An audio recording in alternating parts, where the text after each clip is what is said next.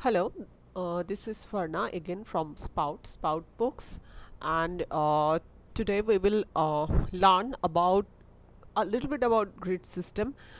It's a very short video because grid system is a vast system in design. How you organize objects, including texts, in a page or in a design. However, the basic thing that we often miss out is that we do not really see objects on a page. We see contrasts or the juxtaposition of two objects. Like this is a page, correct? And if I draw something, say a circle, this is the circle. So basically what I see here is something like a circle in the vast white background. So why it is important in the middle section, because or it is standing out because it is creating a certain type of contrast against the vast whiteness.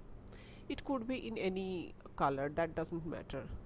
এই vast white একটা flat জিনিসের ওপর যখন এটাকে বসানো হয়েছে এটা contrast create করছে, সেই কারণেই এটা আমাদের কাছে ইন্টারেস্টিং মনে হচ্ছে। তো ফান্ডামেন্টাল জিনিস যেটা মাথায় রাখতে হবে সেটা হচ্ছে আমরা কখনোই অবজেক্ট নিয়ে ডিল করি না, আমরা অলওয়েজ কন্ট্রাস্ট নিয়ে ডিল করি। আমি একটা খুব মজাদার জিনিস দেখাতে পারি, সেটা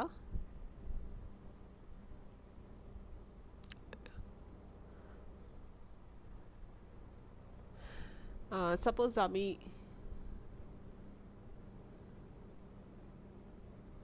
এটা লিখলাম, কারেক্ট। এবার এইটা আমি কতগুলো কন্ট্রাস্ট তৈরি হয়েছে, এক তো হোয়াইট ব্যাকগ্রাউন্ডের সঙ্গে কন্ট্রাস্ট, দ্বিতীয়ত এই লাইনগুলো সিমিলার লাইনের মধ্যে কন্ট্রাস্ট, তৃতীয়ত একটা লম্বা লাইন আমাদের নজর কাড়ছে in comparison of this almost squarish existence. তো কন্ট্রাস্ট যত বেটার হবে তত কাজ চোখে পড়বে বেশি, তাই বলে একগাদা কন্ট্রাস্ট ঢুকিয়ে দিলে তখন কিন্তু কন্ট্রাস্টটাই রুল হয়ে দাঁড়ায়। In art language we call it dadaism, low brow art etcetera, যেখানে অনেক জাঙ্ক পাইল করা হয়। That is a big challenge for your brain to recognize anything or understand any meaning. That's why এটা খুব common ল্যাঙ্গুয়েজে, লেম্যানস ল্যাঙ্গুয়েজে negative space বলে। আমি যখন এইখানে একটা গোল্লা করছি তার মানে আমি এতটা নেগেটিভ স্পেস ছাড়ছি, এর যে ভিজুয়াল অ্যাপিল তার সাথে কিন্তু আমি যদি এখানে একটা ছোট্ট করে গোল্লা করি তার ভিজুয়াল অ্যাপিলের ডিফারেন্স আছে। ফর মি ইন পার্সন এই ছোট্ট করে গোল্লাটা আমার কাছে অনেক বেশি ইন্টারেস্টিং, আবার অনেকের ক্ষেত্রে একটা বড় গোল্লা ইন্টারেস্টিং হতে পারে। আবার এইখানে দুটো গোল্লা যখন আমি একসাথে করলাম তখন দেখুন এরাও নিজেদের মধ্যে একটা কিন্তু কন্ট্রাস্ট তৈরি করছে, যেটা একটা ইন্টারেস্টিং বিষয় হচ্ছে। এখানে একটা স্কোয়ারও আমি করতে পারি। এবার স্কোয়ারটা মজাটা হচ্ছে এই দুটো গোল্লার মধ্যে যে রিলেশনশিপ হয়েছিল এবং যে কারণে কন্ট্রাস্টটা ভীষণ একটা মজাদার জায়গায় গিয়ে পৌঁছেছিল, স্কোয়ারটা কিন্তু সেটা ভেঙে দিল। আমি স্কোয়ারটা না করে এইখানে যদি একটা গোল্লা করি সেটা কিন্তু ইন্টারেস্টিং হবে। সুতরাং কতটা কন্ট্রাস্ট আপনি ঢোকাবেন একটা পেজের মধ্যে, that depends on your description. আর আমরা in design we do not work with objects, we work with contrasts of the objects that we choose to put in a page. আমরা সেই সমস্ত অবজেক্ট মানে ভিজুয়াল কম্পোনেন্টসগুলোর, মানে সেটা লেখা হতে পারে, ছবি হতে পারে, একটা আঁচড় হতে পারে, সেই সমস্ত ভিজুয়াল কম্পোনেন্টসগুলোর কন্ট্রাস্ট নিয়ে কাজ করি। আমরা কিন্তু ভিজুয়াল কম্পোনেন্টগুলোকে নিয়ে কাজ করি না। ভিজুয়াল কম্পোনেন্টগুলোকে নিয়ে ম্যাক্সিমাম কাজ করেন যারা ইলাস্ট্রেটর, পেইন্টার, তারা। যদিও একটা পুরো ফ্রেমের মধ্যে যখন ছবি আঁকতে হয় তখন কিন্তু সেই কন্ট্রাস্ট ফ্যাক্টরও চলে আসে। However in case of design ওনাদের কাছে ভিজুয়াল কন্ট্রাস্ট যতটা ইম্পর্টেন্ট তার থেকে অনেক বেশি ইম্পর্টেন্ট ডিজাইনারদের কাছে। তার কারণ ছবির একটা আলাদা মাত্রা থাকে, কিন্তু ডিজাইনের ক্ষেত্রে সেই মাত্রাটা ডিটারমাইন্ড হয়, মানে I have to make justification to something else একটা পেজ ডিজাইনের মধ্যে দিয়ে। সেটা টেক্সট হতে পারে, সেটা একটা স্ট্রং স্টেটমেন্ট হতে পারে, যে কোনো কিছু হতে পারে, কিন্তু তাদের ক্ষেত্রে যখন তারা ছবি আঁকছেন সেটা তারা নিজেরা ডিসাইড করতে পারেন, যেটা ডিজাইনারদের ক্ষেত্রে একটু লিমিটেশন থাকে, কারণ he has to find out or chalk out several ways thus he can justify to the goal that is given to him or her by a third person, whereas in case of illustrators and painters mostly, that goal is set by himself. তো ডিজাইনারের জন্য contrast খুব important. এই কন্ট্রাস্টটাকে আমরা বিভিন্ন রকমভাবে ভাঙি, সেই ভাঙার আমি কতগুলো নমুনা দেখাচ্ছি। এটাকে গ্রিড সিস্টেম বলে। গ্রিড সিস্টেম টাইপোগ্রাফি যারা টাইপ ফন্ট ইত্যাদি তৈরি করেন তো তাদের ক্ষেত্রে ভীষণই ইম্পর্টেন্ট, আর ডিজাইনারদের ক্ষেত্রেও ইম্পর্টেন্ট অবশ্যই। তো গ্রিড সিস্টেমের একটা নমুনা আমি দেখাচ্ছি। এটা হচ্ছে গ্রিড সিস্টেমের একটা নমুনা, দেখা যাক। এই যে একটা, এটা কি, এটা হচ্ছে একটা বাঁ দিকের পাতা, ডান দিকের পাতা, মানে রেক্টো ভার্সো, রাইট হ্যান্ড রেক্টো ভার্সো। এটা আমাকে যিনি শিখিয়েছিলেন তিনি শিখিয়েছিলেন রাইট হ্যান্ড রেক্টো, তো মনে রাখতে সুবিধে। আর এইখানে আমি দুটো ছবি বসাচ্ছি, এইখানে আমি টেক্সট বসাচ্ছি। তো এরকমভাবে আমি কন্ট্রাস্ট ক্রিয়েট করতে পারি। There are several examples of good contrasts and good use of grid system in a commendable way. এইগুলো কিন্তু সবই গ্রিড সিস্টেম মেনে করা হয়েছে। গ্রিড সিস্টেম মানে একটা পাতাকে যতভাবে আমরা ভাগ করতে পারি। ফ্ল্যাট গ্রিড সিস্টেম আমরা ছোটবেলাকার অঙ্ক বইতে পেয়েছি বা অঙ্ক খাতায় পেয়েছি খোপ খোপ খোপ খোপ করে। বাংলা খাতায় যে লম্বা লম্বা লাইন টানা থাকে সেটাও এক ধরনের গ্রিড সিস্টেম। এই গ্রিড সিস্টেমের সঙ্গে আমরা বহু ছোটবেলা থেকে পরিচিত হই। এইটা একটা ভীষণ অদ্ভুত গ্রিড সিস্টেম। এইরকম আমি একটা তৈরি করেছিলাম, যদিও নিউজ লেটার তৈরি করেছিলাম, বেশ ইন্টারেস্টিং হয়েছিল। এইখানটায় দেখুন টেক্সট যাচ্ছে। এবার মজাটা, কালকের একটা ভিডিওতে আমি বলেছি এই জায়গাটায় চোখ খুব কম যায়। এবার এই কলাম না হয়ে এটা যদি ফ্ল্যাট লাইন হয় তাহলে কিন্তু এই জায়গাটায় ফ্ল্যাট লাইনে এসে পৌঁছানোর একটা কম প্রবণতা হবে। যেহেতু কলমে কম পড়তে হচ্ছে তাই জন্য এইটা সহজেই পড়ে ফেলতে পারবে যে রিডার, সে কিন্তু অনেক বেশি পড়তে হলে তখন তার একটু মেন্টাল ফ্যাটিগ থাকে। তো এই গেল হচ্ছে গ্রিড সিস্টেমের নমুনা। এগুলো ইন্টারনেটে খুব ভালোভাবে available, so it doesn't really matter আমি এখান থেকেই দেখতে হবে তা নয়। এইটা আরেকটা গ্রিড সিস্টেম, মানে এক্সাম্পল অফ গ্রিড সিস্টেম কীরমভাবে ভাগ করেছে। এইটাও খুব সুন্দর ভাগ করা। এটা আমাদের এখানের একজন পাবলিশার এই ভাগটা খুব ইউজ করেন এবং I personally find it very beautiful and very charming. খুব বেশি ক্লামজি নয় কিন্তু খুব অ্যাট্রাকটিভ। এই কালো এই জায়গাটায় বেরিয়ে আসা, এটা কিন্তু 1/3 রুল ফলো করছে। গত দিনের ভিডিওটা যদি দেখা হয় বোঝা যাবে। এখানে মাঝখান থেকে ভাগ করলেও এইটাকে বসানো হয়েছে the upper half of the visual field. তো এইটাও বিভিন্ন, এই গোল দিয়েও আমরা ভাঙতে পারি। এটাকে একসাথে এডিটোরিয়াল ডিজাইন বললে বেশি বোধহয় জাস্টিফিকেশন করা হবে যখন আমরা বইয়ের ক্ষেত্রে এই ধরনের ডিজাইন করি।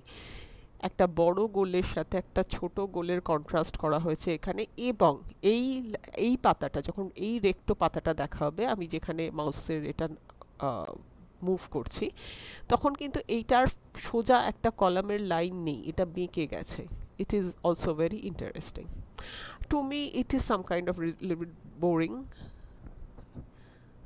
এটাও একটু আমার বোরিং লাগছে। আদারওয়াইজ এইগুলো একটা টাইমে 80s 70s-এ প্রচণ্ড চলতো, আর্লি 90s এই ধরনের একটু আইটালিক গোছের পেজ ডিভিশন, এবং আইটালিক ফন্ট এবং অত্যন্ত মানে জ্যাবরা ফন্ট আইটালিক এবং অনেকটা ওই টাইমের যে স্টেপ কাট চুল ছিল, ঝাঁকড়া মতন একটা চুল, সব পপ সিঙ্গার্সদের সমস্ত মহিলাদের সেই একটা মানে ডমিনেটিং একটা ভিজুয়ালি ডমিনেটিং ব্যাপার ঘটে যায় এই জিনিসটা করলে, উইচ ইজ অলসো ইন্টারেস্টিং। আচ্ছা, এবার আমরা দেখব এই কন্ট্রাস্টগুলো সহজে পাওয়া যায়, কিছু বই আছে এগুলো grid system in graphic design খুঁজলে পাওয়া যাবে। গ্রাফিক ডিজাইনের একটা, এর আগের দিন যেমন বলছিলাম, একটা গোল্ডেন রেশিও আছে যেটাকে ক্লাসিক্যালি আমরা বলতাম একটা পেজের মোটামুটি এইটা যদি পেজটা হয় তাহলে গোল্ডেন রেশিওটা এই জায়গাটায় পড়ে। সেটা ছিল যখন বাইবেলের যুগ। তারপরে আস্তে আস্তে আমাদের মার্জিনের অর্নামেন্টেশন যত কমতে থাকে তত টেক্সটের এটা বাড়তে থাকে, টেক্সট বক্সের সাইজটা। তো এটা মার্জিন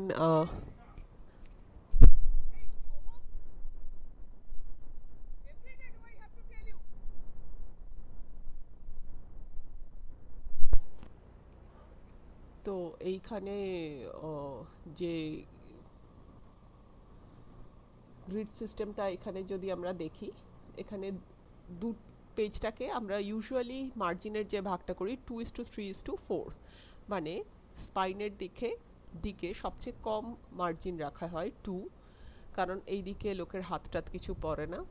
ওপর দিকে 3 রাখা হয়। 3 রাখার কারণ কি আমি বলেছি গত দিনের ভিডিওটাতে, এই পোর্শনটাতে প্রথমে সবচেয়ে বেশি চোখ যায়, তারপরে যায় এই পোর্শনটাতে।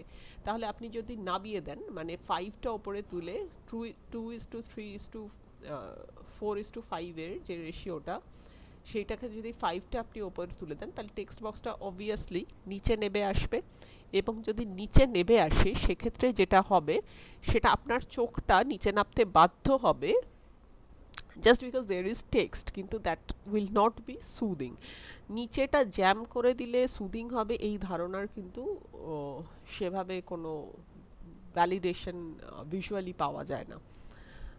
ওপর দিকে যদি যেটুকুনি পরিমাণ টেক্সটের দরকার সেইটুকুনি রাখাটা বেটার, যে কারণে ক্লাসিক্যাল যদি বই দেখেন তাহলে কিন্তু ওপর দিকে টেক্সট আপনি দেখতে পাবেন। পার্সিয়ান বা পুরনো যে পুঁথিগুলো সেখানে এইখানে টেক্সটটা বসানো হয়।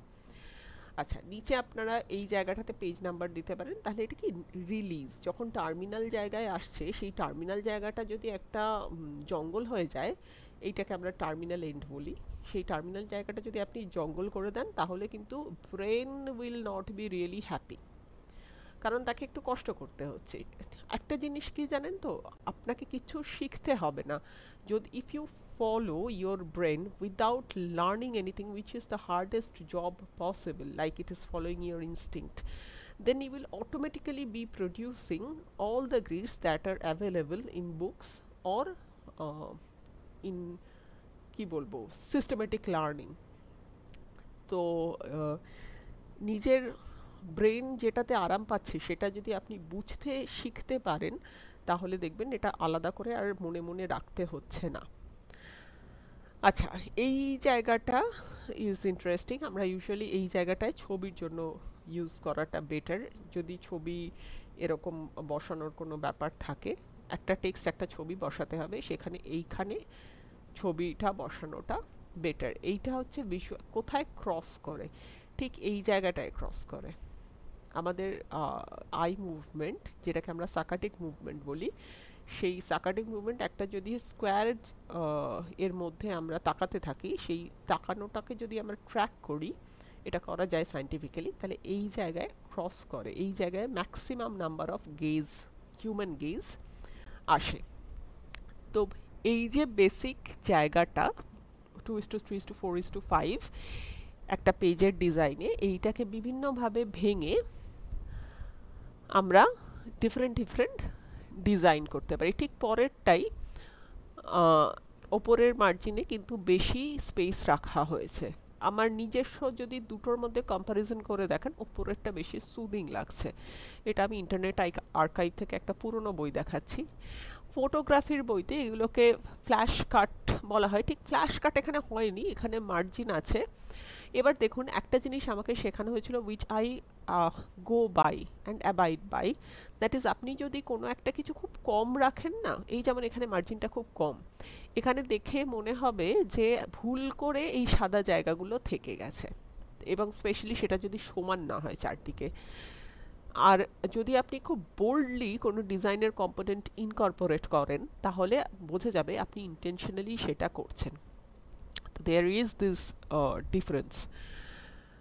কিছু করলে সেটা বোল্ডলি করা ভালো, ফ্ল্যাশ কাট যদি করতে হয় সেটাকে ইয়েলো পোর্শনটাকে টেনে নামিয়ে পুরো মাথা থেকে কেটে দেওয়াটা ভালো।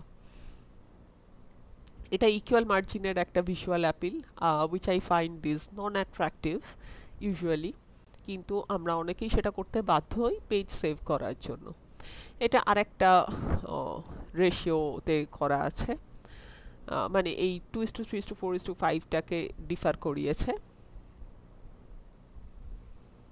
এখানে 4:8 করেছে, মানে এইটা যতটা তার তুলনায় এই 8 মানে ডাবল রেখেছে। এইখানে যদি আপনি পেজ নাম্বার বসান সেটা কিন্তু দেখতে খুব সুন্দর লাগে, প্রোভাইডেড এইটা খুব ছোট না হয়ে যায়। ওপরে 4:5 আপনি যদি 1 ইঞ্চি বাই 2 ইঞ্চি রাখেন, একটা বইতে 7 ইঞ্চির বইতে 1 ইঞ্চি বাই 2 ইঞ্চি রাখাটা একটু চাপের, কিন্তু সুন্দর দেখতে লাগে। This is another example, this is another example, these two different examples. পরের পাতাটায় যাই, it will not be a very long video, but you can still see this is one very interesting examples. So what we are recognizing in these designs, in these divisions, is the contrast between demarcated spaces, কিছু defined space বা visual object, আমরা যা জিনিস দেখতে পাচ্ছি সেইগুলো কিন্তু এক একটা নিজেরা এক একটা স্পেসও বটে। একটা বটল, সে কিন্তু নিজে একটা স্পেস কার্ভ হয়ে গিয়ে বটল তৈরি করেছে। একটা বল, একটা একটা বলটাকে যদি আপনি কেটে সিধা করেন, সে কিন্তু কতগুলো স্পেসের কম্বিনেশন, সিধা করলে একটা ফুলের মতন আকৃতি দাঁড়াবে। তো এই যেমন আমি যদি একটা ফুটবলকে সিধা করি, সিধা করলে এরকম এরকম আকৃতি দাঁড়াবে, ফুটবল স্টিচ কিন্তু এই রকম আকৃতির জিনিস থেকে হয়। সুতরাং এই এভরিথিং ইজ স্পেস, বলটাও একটা স্পেস কার্ভ হয়ে গেছে প্রত্যেকটা দিক থেকে। So what ever we are putting in a white page is a different space, and we are recognizing one space against another whenever we are trying to divide a page. And the fun with book is that you have double the spaces, that meaning এইখানে যদি আমরা যাই, এটা খোলা আছে কিনা এইটা দেখলে বোঝা যাবে, এখানে একটাতে করা আছে।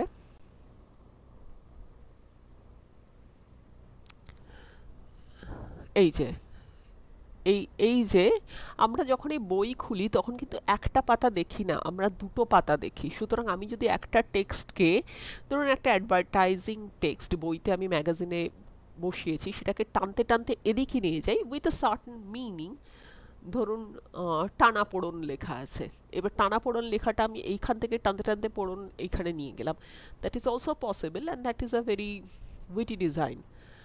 তো আমরা যখনই বই খুলি আমরা দুটো স্পেসের কম্বিনেশন দেখি, তো automatically there is one existing contrast, that is recto space, recto white space against verso white space, মানে ডান দিকের হোয়াইট স্পেসের সাথে বাঁ দিকের হোয়াইট স্পেসের কন্ট্রাস্ট আমরা দেখি।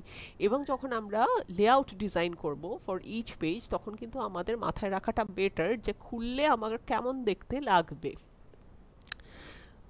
এই যেমন খুললে যদি আমার এই জিনিসটা দেখতে লাগে, তাহলে কি আদৌ ভালো লাগছে না লাগছে না।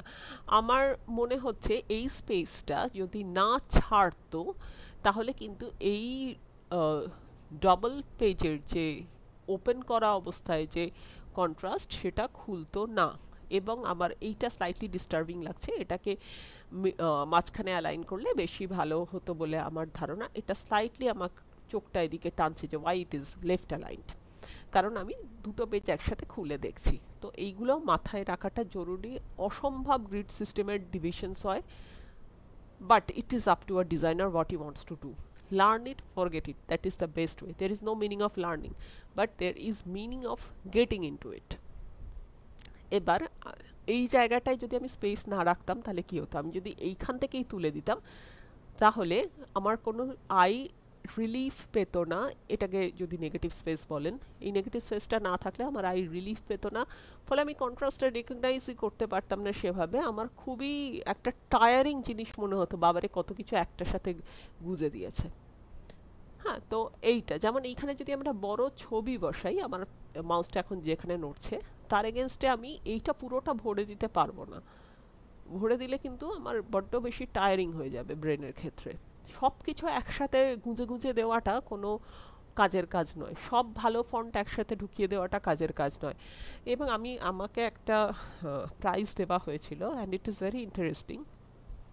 সেখানে আমি একটু আগে দেখছিলাম যে লেআউটটা করা আছে তাতে আমার একটা পোর্শনে খুব ভালো লেগেছে, যে ব্ল্যাঙ্ক স্পেসটা রেখেছে সেখানে কিন্তু সবচেয়ে বেশি চোখ যায়।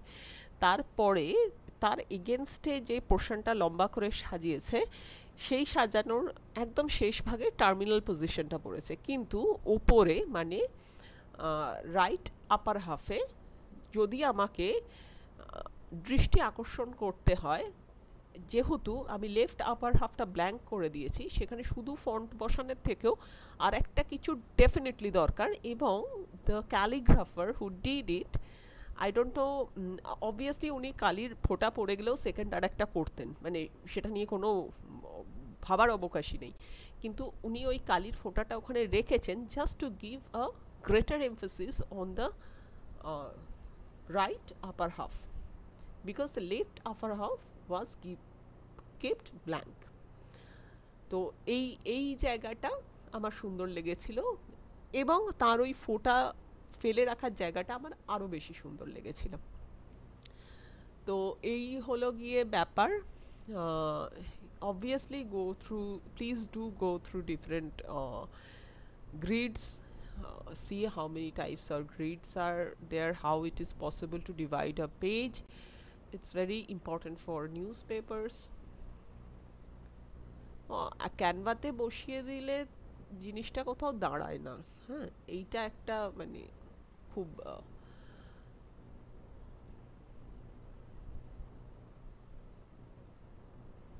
এই যে গ্রিড সিস্টেমটা এখানে দেখানো হয়েছে, এই গ্রিড সিস্টেমটা কিভাবে এমপ্লয় করা যাবে, আমি কিন্তু সিম্পলি টেক্সট বক্সটাকে এরকম স্ল্যান্ট করে দিয়েও এই গ্রিড সিস্টেমটা এইখানে আমি গাটার স্পেস রেখে রেখে করতে পারি। যদি গাটার স্পেস মানে এটা অন্য, দুটো কলামের মাঝখানে স্পেস রেখে রেখে করতে পারি। তো এই হলো গিয়ে ব্যাপার। Please go through whatever is available, whatever design books are available, you will find it very interesting. এই যে বলছিলাম না হাতের লেখা খাতায় আর একটা গ্রিড সিস্টেম, এটাও গ্রিড সিস্টেম, রিপিটেশন। আচ্ছা, এইখানে ছবির গ্রিড সিস্টেম কিছু এক্সপ্লেন করেছে। প্রত্যেকটা ক্লাসিক্যাল, স্পেশালি যদি আপনি রেনেসাঁ পিরিয়ডের ছবি দেখেন তাতে কিন্তু এই গ্রিড সিস্টেম স্পষ্ট, কিন্তু তখন লোকে এরকম জেনে শুনে গ্রিড করতো আমার মনে হয় না that is true. But from renaissance to art nouveau এই পিরিয়ড পর্যন্ত গ্রিড সিস্টেমের ভীষণ ভালো ইউজ হয়েছে। তারপরে একটু গ্রিড সিস্টেম পেছন দিকে চলে গেছে। ওকে, that's it for today. I hope I didn't make it too long. Thank you very much for watching, and maybe we will find you in our masterclass when announced. Thank you for being with us. Bye bye.